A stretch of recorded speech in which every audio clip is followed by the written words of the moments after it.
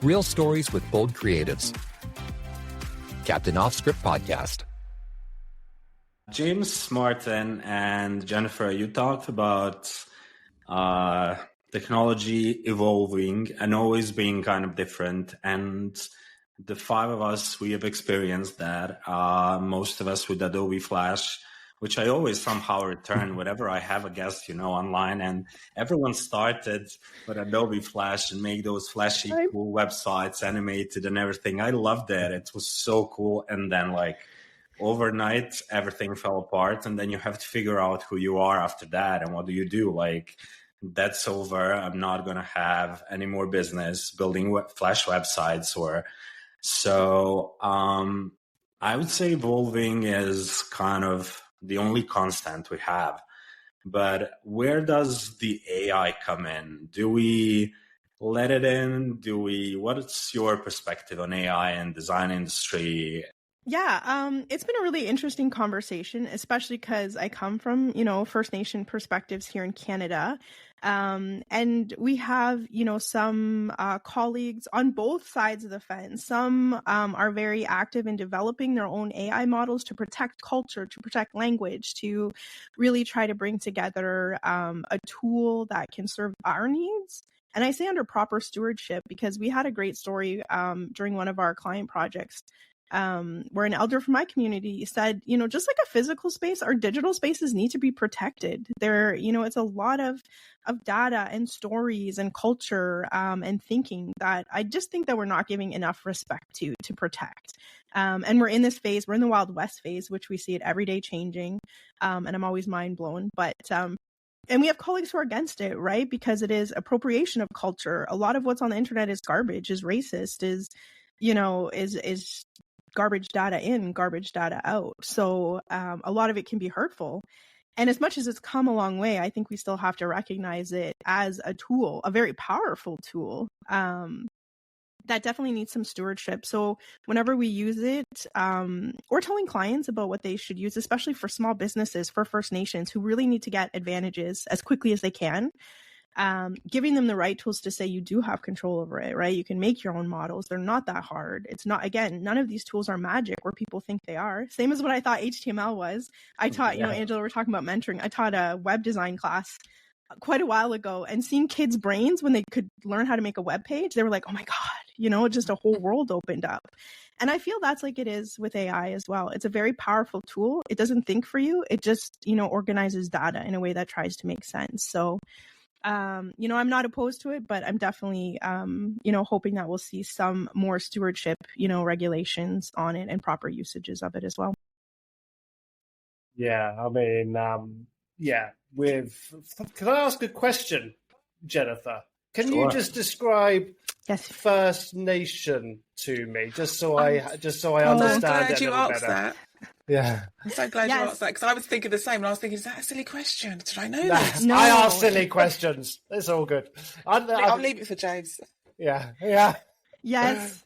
So Indigenous people across the world, specifically in Canada, we have three groups that we recognize: First Nation, Métis, and Inuit. So they all have their distinct differences, but I'm in what we call Northern Ontario and Anishinaabe. So we have different cultural groups, hugely diverse populations across Canada and the US and Mexico, and in Australia. So we're working in a lot of Commonwealth countries, but foundationally the Indigenous people of Canada, First Nations being certain cultural groups within that framework. Wonderful. Thank you so much. Thank you, Jennifer. That makes great question. Thank you for the great answer. And I'll follow up with, look, I mean, the stewardship's such an interesting thing because, unfortunately, the people who are in control of the AI don't seem to be the greatest people on the planet, let's be honest. I think that's the biggest worry that we've all got.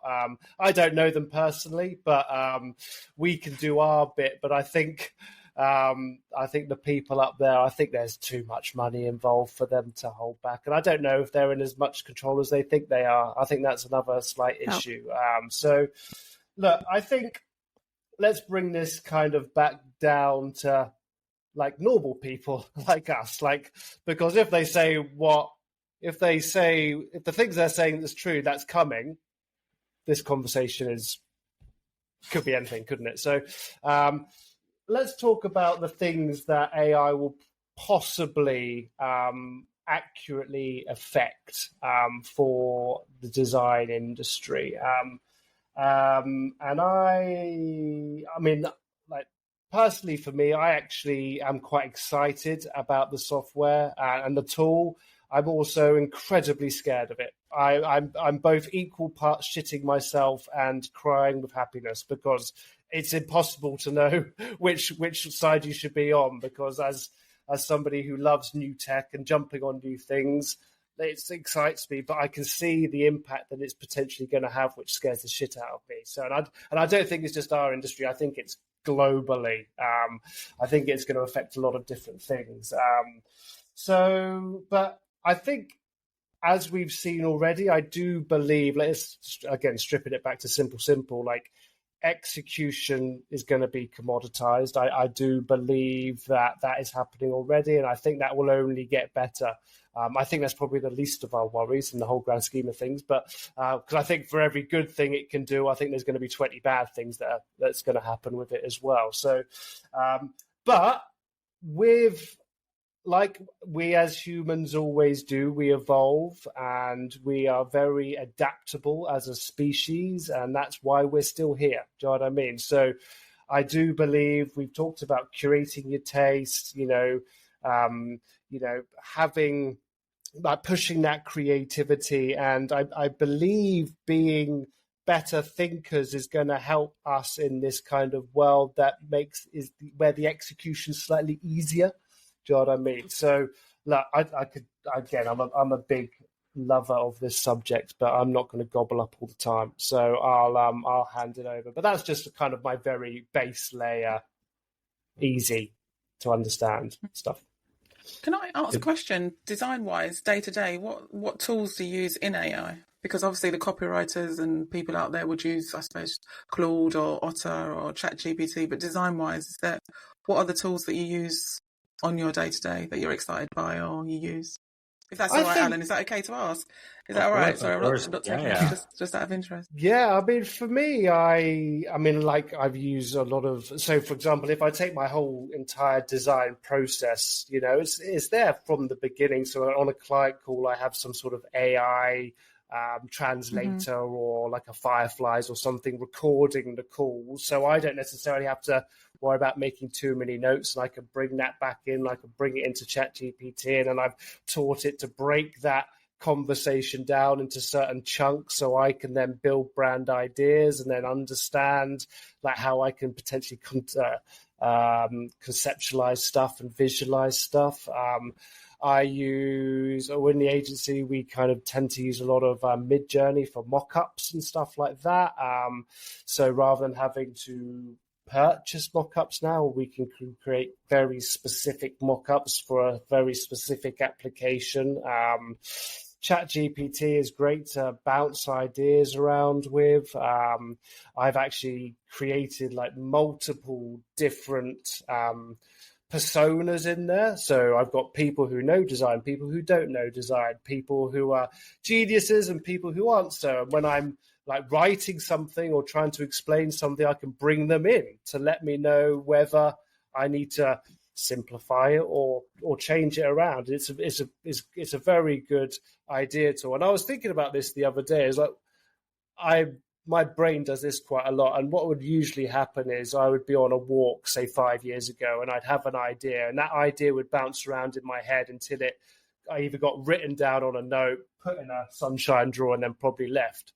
Whereas now, when I have an idea, I talk to ChatGPT, and I know it's telling me I'm great all the time, and that the robots are supposed to do that. But I have this ability to be able to make that idea better or push it further and ask stupid questions and get some sort of response that would allow me to then pivot, tweak, move that 1 degree left or right. So for me, like I wasn't an early adopter at all, but I was told that I should bring it into absolutely everything I do to know where it's good and where it's not so good. and then keep going where it's good and remove it where it's bad. And there are certain things it's not so good at. There's certain places it gets in the way, but there are also some great ways it gets used for me personally. Anyway. Can I add on the design side of things with AI? I think it's important to clarify the difference between generative AI and assistive AI. So we have generative in things like Photoshop, or where you can type in a prompt and it comes up with a completely brand new piece of artwork based on a string of sentences that you put together. What I love about the introduction of AI into design is the assistive part, doing the tasks that used to take ages, like removing background. Now it's one click of a button, and that is actually AI doing that. It's recognizing a human shape, removing it from the background, and doing a really good job. Or in things like I use Premiere Pro to make my videos, and Premiere Pro uses AI to generate the transcript from my video, and it can cut the transcript based on the pauses in the sentences, and that's AI technology as well. So that's amazing. I'm all for like assistive AI. Anything that can be introduced into my daily life that reduces a task or makes a task faster is brilliant. I don't enjoy generative AI as much. It just feels a bit fake. I feel like you can tell most of the time when it's been done. I do use it. I use it for things like generative extend. It's really handy for like extending images past the point where you don't have them. So if you're making a website, you can create some copy space. That's fantastic. But it is scary because, as little as a year ago, I did a whole webinar on making mock-ups for clients, like putting logos onto people's t-shirts and bringing like client pictures into your presentations and putting a logo onto their business or their t-shirt or their car, something cool like that. That used to be a proper skill in Photoshop. And then as little as like a month ago, Nano Banana came out, and now you can do it in 10 seconds just by dropping the image into two places. And like, there's a whole like industry gone in an instant, that's terrifying. Okay. But I'm lucky that's one thing that's going to help my business. But if your job is like Photoshop retoucher or, mock-up person, that's absolutely terrifying. And overall, what I found with clients is that the introduction of AI, it kind of cheapens what we do. Like I speak to people in the gym and like, you're a logo designer, and they go, oh, can't AI do that now? It's like, no, it bloody can't. And like, you have to have this whole conversation about like, why we're still here, which means that, for designers, it's never been more important to kind of show your process, to show how you do things, and to show clients that it's not all AI doing this for me. It's actually, I'm involved with this process, and it needs someone with my expertise to release a project at the quality that you'd expect. And I think that like I use ChatGPT a lot in our, kind of that strategy forward way before the designers get it or before we start that work. And James, you were talking about like, it's an organization tool of when I capture things, and I often have these disjointed thoughts. Like I'm one of those contrarians that it's really hard for me to put it in a framework because I'm bouncing off things, questioning why this is why it is. And what it's been so helpful for in that assistive approach is saying, okay, here's my problem. Here's a dump of solutions. Here's a dump of ideas. Can you give me a standard framework for this plan? And it knows everyone's standard framework. So for me, it's the best of kind of those two worlds of thinking, that really creative, like chaos, but the best of, for me, of some business writing, and I can say, okay, yes, this framework works, where roughly would you put it? And then I can almost, in my web becomes very organized very quickly, and it's reduced. Gosh, starting an outline for me used to take like 2 days. And now I can just dump. I can be in my car, right, talking to it saying, oh my gosh, I just thought about this, or I heard this on the news. Can you add this, or just keep track of this for me? Because where I am in Ontario, it's quite large, as compared to the UK. I was looking at how big Scotland was. It's southern. It's like a very small portion of Ontario is the equivalent of Scotland. So we are very small. We are very small. Yeah, I drive a lot for clients. So 4 hours drive, both 400 kilometers. I could almost get to Scotland from the south coast in 4 hours. Oh, that's a lie. I can probably get to maybe closer to Liverpool, but it'd be pretty close. So I have a lot of time to think, and it's been great for that organizational. But again, as other James said, for me, it's just assistive. Like it should not be coming up with my ideas, because those ideas have not solved anything in the past where they've come from, that it's already calculated. We need that, initial input and refinement on it as well. So. But that's also where the taste comes from, isn't it? And I think that's the discernment, and I think that's something that everybody on this panel has is, and this is why so many clients and so many people will just use it, and whatever it spits out, they'll be okay with, because they don't have the discernment to know whether this is good or bad. It's just a thing which does a job, and I don't care what that job is. Do you know what I mean? So, and I think that's where, like we talked about earlier, if execution is going to be commoditized, it's the brain and the discernment and the taste that's going to be the thing that is going to be very valuable. Do you know what I mean? So you can get these things to create multiple ideas for you, but you've still got to choose which one's the right one, or know which one's the right one. So, it's not a paintbrush that makes the artist, right? It's not the tools. It's never been Photoshop that makes a good designer. So that's why, again, at the end of the day, I was not fundamentally worried by exactly that.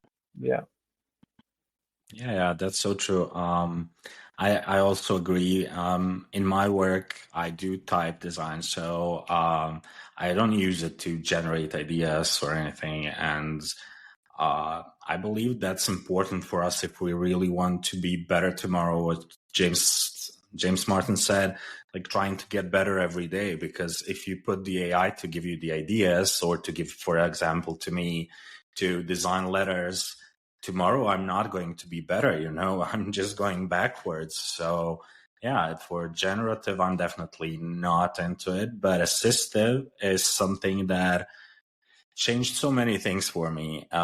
James Barnard reminded me with removing the background. Like 10 years ago, I had my own design agency before, and we did this project for a client where we had to actually remove the backgrounds. He did like these small houses, and we needed to remove the backgrounds and leave only the houses. And that took us like 3 weeks, 2 people working on dozens of photos in Photoshop and like removing everything. It was a nightmare. And now you go into Photoshop and it's just like, it's a click and the background is gone. And for me as well, what I've done, for example, I use ChatGPT because to write me scripts in Python, which I have no idea about, like HTML and WordPress and PHP are fine, but Python is something like a different level. But it writes you a script on how to animate your own letters in After Effects. So it's kind of a completely new perspective that I actually get to present my work. And recently I did that on Instagram, and it's really something new. So that's something I use it for example, and also to bounce the ideas off and just to actually release all of that's in my mind. And as Jennifer and James said, it's just, there's so many ideas inside, and you have to put it out there to actually see what's really good and what's not. So I definitely agree with you guys on that one. I think sorry, you can jump in. Sorry. Please, I think just to kind of like finish, like not wrap it up, because that's not what we're doing. But I do. No. I think it's such like the Wild West. I think it was Angela mentioned, or Jennifer. I can't remember exactly who it was, but we are at the beginning. Do you know what I mean? It's AI has been around for many, many, many, many, many years. Do you know what I mean? But like really, it's now this big thing that's happening right now. But I think the way I like to think about it a little bit as well is that like right now we have a choice. We have a choice on how we implement it, how we choose to use it, how we evolve with it, how we grow with it. I worry and I say I would never try and tell people you should or you shouldn't use it. But I say like maybe one day the potential is that the choice won't be there. Do you know what I mean? And I would hate for people to be so far behind that they don't have even a clue on how these things work. Do you know what I mean? Even understanding, like James says, the difference between these different models, what they can all do, what's their power. Even like there's so many great podcasts out there that you can go and listen to experts who are kind of like on the left and then on the right, and some people are going to the doom, and some people are on the kind of excitement and what the possibilities are, and just absorbing it, because I would guarantee one thing: it's not going anywhere. So sometimes it's better the devil you know. I just want to leave that there. Yeah, that's a good one. But also, what about sustainability? What about the ethics of the AI? Where do we stand in that one? I was going to bring that up actually, because I made that point too, because I was at a webinar, I think the other day, it was on sustainability actually, around websites and ChatGPT, and the amount of effort the amount of energy it uses to put prompts in, and the amount of water we're going to need to actually keep these servers going and cooling systems. And I just think if you don't need to use it, don't use it. Don't say thank you, even though you love your persona. Just apparently that uses even more energy if you say thank you or have a great day or something like that. So just be aware of what you're typing into these systems. One of the things I absolutely, again, I'm not judging anyone, you might have done it. One of the things I absolutely hated a few months ago was when everyone was doing those dolls, and the amount of energy that used to say that I don't remember if you saw those, what are they kind of mechanic Barbie doll things? I think we couldn't miss them. Yeah. And I was just like, what is this? It's just using so much energy, and I wish people knew how much energy it was using and waste before they actually did it. I actually heard for the first time an agency say that they were more eco-friendly because of using AI for a certain particular task. And this was, did you hear about the first Vogue model that was used, the first AI Vogue model? This was, I think, a few months ago, Jennifer, I think. Not that long ago. And then, I don't think it was, I think a month ago or so. But basically, what they would usually have to do is they would usually have to fly their models around the world, fly their photographers around the world, shoot in multiple different locations. And it was actually it was better for the planet. It was actually the kind of data was kind of put in place. Like, you can spin it however. These people love to spin it, don't they? But essentially, what they were saying was because of the way they used generative AI for this model, it was actually better for the planet than flying loads of people around the world to shoot some photos. Now, crazy, stupid, kind of misses the point slightly here. But yeah, I think the biggest problem is going to be is that I wish more people cared about the planet. I really wish they did, but because I think they care more about making money and saving some money and the bottom line. Now, I'm not saying that's right at all. I'm just saying, for example, if you take somebody like Zara, do you know what I mean? You think about like this huge global fashion brand with all of these different places across different parts of the world and cultures and all the rest of it. Like, it's going to be like, rather than taking all of these photos of all these different outfits and all these different models of all these different colors and all these different races, do you know what I mean? They're just going to use AI because it saves them money. Do you know what I mean? Because they would be stupid not to, because most corporations, their only one legal obligation is to make their people money, to make their investors money. And I think that is going to be the problem, which it always has been. Yeah, and I would love to chime in because, Angela, you're right. We have this discussion at a staff level. And I think because, my background, the communities we serve are underserved, they're diverse, and they have had, such inequities over the last centuries that to say, okay, here's a brand new tool. You're destroying the environment versus, let's say, these giant corporations, and we won't get into Vogue's ethics about beauty standards on AI, right? Especially in the sphere of women's fashion. So I think when you were saying it in a terms of how do we have a resource, it is not an infinite resource. That's what we always think of. Oh, all of this is just infinite. It's digital, but it's not. You need to think about its impacts. Like, how do you use it?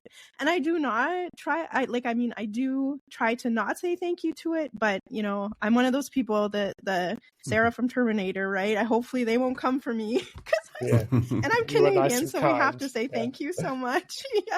But it really leads that thought of how do we use it sustainably? Like, it's going to be a tool. It is not going away. How do we make sure that the right people also get access and don't feel so guilty? It reminds me of, recycling and everyone paper straws when we still have huge corporations dumping, millions of tons of garbage. But I think that's a great discussion about, how best can we use it at our level, I'm going to say like a consumer level, because we don't use it as much as, let's say banks do or whatever. But also be able to take advantage of it so we're not left behind in some capacity, or that people who have not been able to take advantage of other resources, still keep that leg up in competition in their own revenue generating, and all the benefits it does have. Such a tricky situation. I wish we could get like a definitive answer on like the actual environmental impact of like putting a prompt into ChatGPT, because I've heard so many different. Someone commented on one of my posts saying that it's as much as like a liter of water is used per prompt, and that sounded really high to me. But then other people were like, "Yeah, that's totally true," and there's no like actual answer out there. It's really how guilty do we really need to feel when we're asking questions to ChatGPT all the time? But there's definitely a concern, and also the concern like cost wise is like people like Adobe have just announced that they're raising their rates to kind of fund this AI bandwagon, because the monumental cost of all of these people generating images is getting so big now that even Adobe are having to like put a credit system on it to make sure that they are kind of covering their own backs. One thing we haven't talked about AI is the legal ramifications of doing it. Like, let's say somebody creates a logo using generative AI. As far as I'm aware, you can't trademark that logo because you need like human input to do it, and using like an open source model means that you're actually, it's not like a protected IP in that sense. You can't actually trademark anything designed by AI. Is that true? Has anybody else heard that? Yeah, I think so. But there's also only a certain amount of countries that adhere to trademark rules anyway. Do you know what I mean? So like the big and ones, also like US, UK, EU. Yeah, I know, but like at the end of the day, like they're going to try hard, I think, to remove IP law or change it. I think that's probably the next big thing to happen over the next year or two. Do you know what I mean? And that's gonna open up a whole can of worms. But it needs more to learn from. Do you know what I mean? Got to feed the beast. Do you know what I mean? So, look, I think like none of us here, and I would also almost guarantee even the people who are like in charge of this have no clue what's coming. I don't think anybody is in control at the moment. Because I think they're just letting it do its thing, because that's the way that it learns. It kind of does its own thing. Do you know what I mean? So I think for any of us to sit here and predict the future is silly, because all we're doing is guessing. Because it could be a year, it could go away, it could take over the world. You just don't know. So I think this is why going back to your roles and your humanness and all these things that you can control are very, very important. I think more important now than ever. Like the things you stand for, the people you believe in, the things that light you up and energize you. Do more of those things is what I would suggest. More. Get out of the shit job that you hate and do something you want to do is what I would suggest right now. I was talking to a fellow type designer the other day, and like we were talking a year ago, we were so afraid that by now AI will take our jobs already. Like we would be without a job, AI putting out like fonts and typefaces and everything. And we actually figured out that there are actually more other people who are copying our work than the AI. AI didn't, I mean, at least for my industry, it didn't really make such a big influence so far. What will be in 5 months, God only knows, but it really didn't change that part. But what other people do, it's a completely different, you know, in the copying and everything, which is also we worry about AI so much, but we are not aware where it's going to be in a year. Maybe we'll still be like talking about the same things we do today.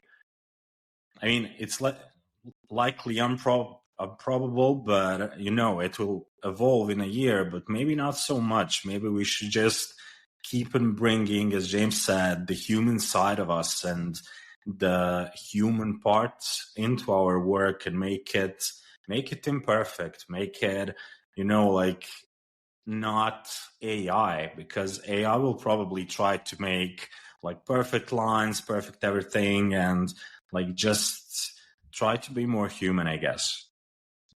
Yeah, I think it will definitely get to a point where they'll need to figure out the environmental side and how to power it. Do you know what I mean? Like that. This is why fusion fusion or whatever is probably going to be the next. That's where Zuckerberg seems to be putting a lot of money right now for a reason. Yeah. So, you know, I think it's I think yes. The subject is actually really interesting to me.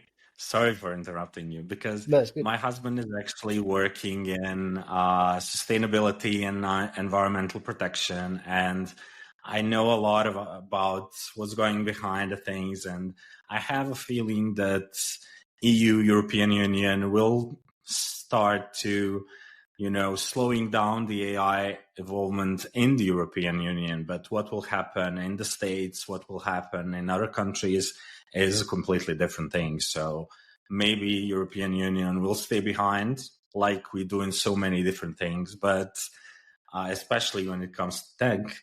But maybe they will try to, you know, implement some sustainability laws and different things to actually care more about the earth we are living on. So we'll see, I guess, in a year where let's hope so.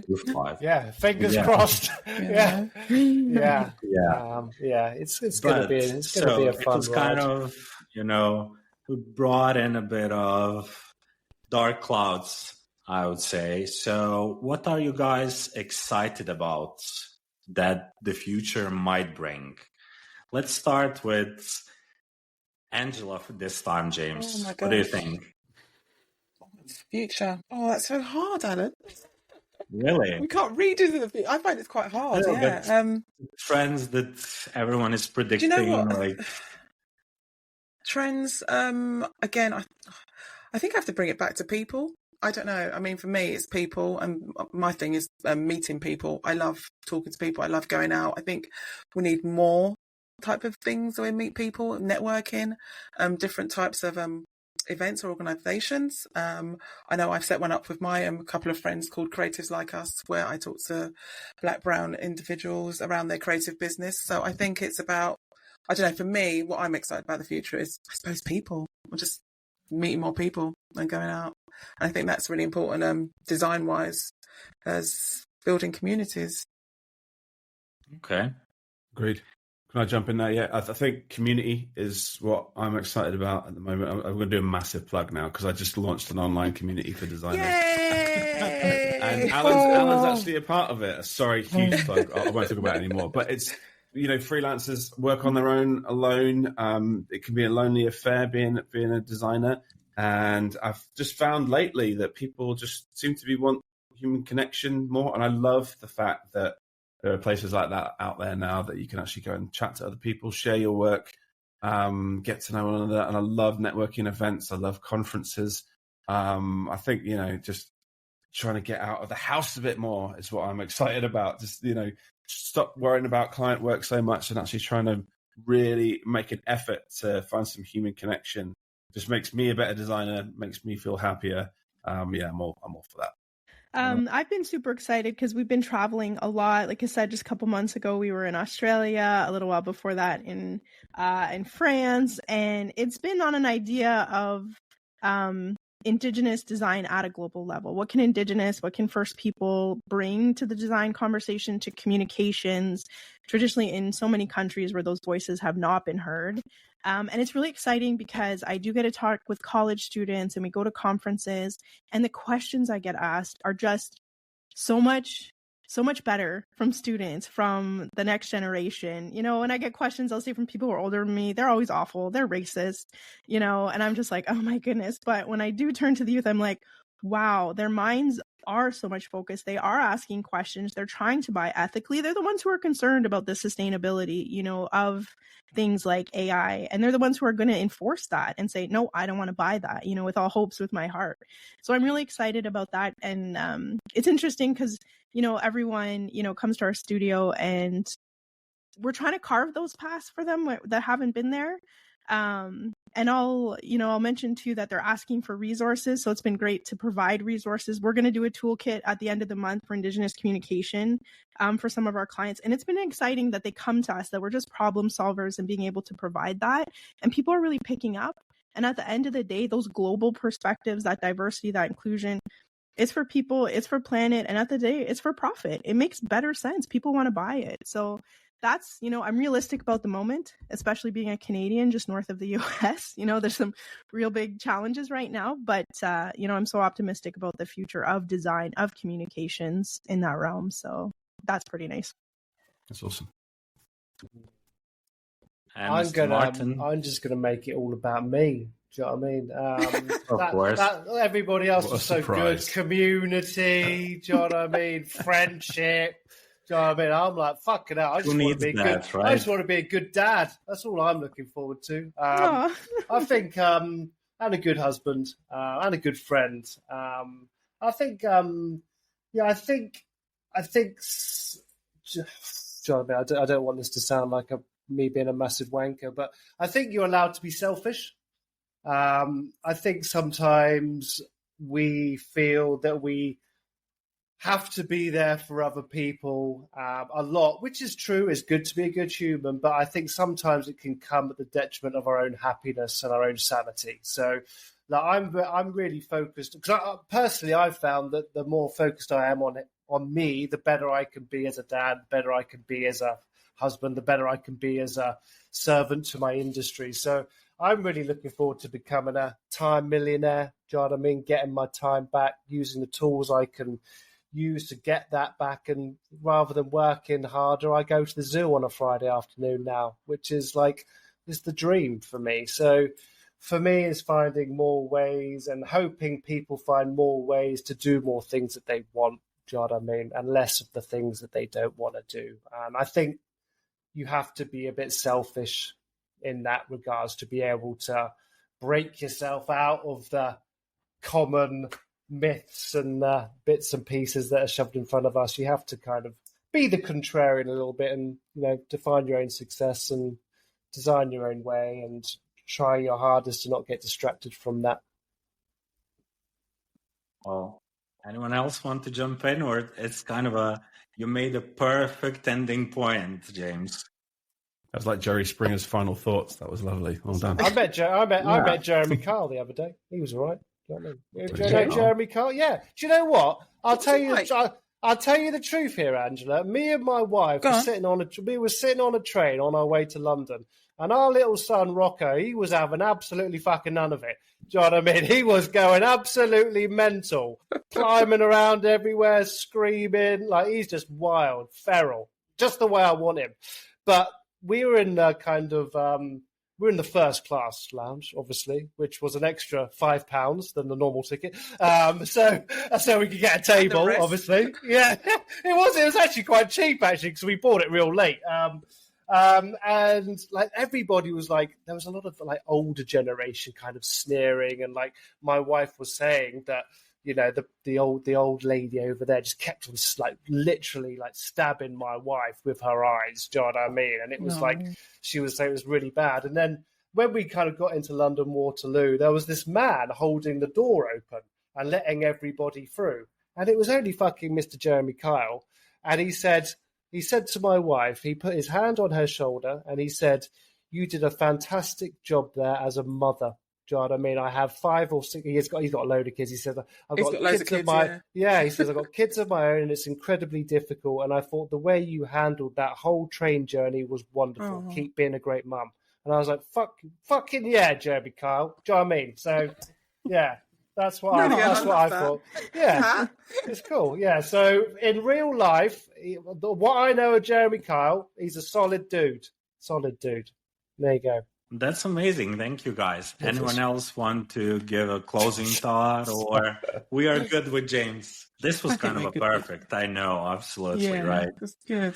It's good. Well, Alan, I didn't say thank you for having me on at the beginning. I'm sorry. I should have said that straight away. So thank you so much for inviting me on. Honestly, it was a real pleasure and honour. Also, when I saw the guest list, I was just like, oh my God, really? So that was my little wow moment. So thank you for having me. Hey, I feel that way every time someone says, yes, I want to be on the podcast. And I was like when James Martin said it the first time, he's huge, and for me, it was like, I'm going to meet the most famous person, in the design industry. Sorry, Mr. Golden Coast. He's a bit more famous than you, I think. Depends which circles you're in. I was just, at least when we talk about the followers, he has a bit more followers. So, we all know that's a bunch of bollocks, though, isn't it? Starstruck. So I completely understand that, Angela. And thank you all for joining me for this start of the season. I love the conversation. I love that we actually did more human talk than talk about the business and business side of things. So that was really, really amazing. And I'm really looking forward to see you in your own solo episodes, which will be a fantastic continue of this. Lovely. Yeah, thanks for inviting us. Thanks, yes, thank you so much. Thanks for waking up early and staying up late, because I'm just ending my day, so this is perfect. Yeah, you are perfect. I mean, for you, it's just in the middle. So yeah.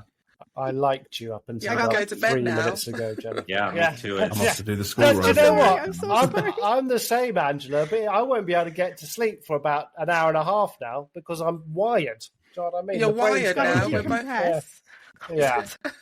I need to start talking to ChatGPT. Yeah, it was a lot of fun. Yeah, how do I get to sleep, ChatGPT? Yeah. Do you know what? I've got one of those little machines that sounds like the waves on the beach. It's fucking delicious. Real stories with bold creatives. Captain OffScript Podcast.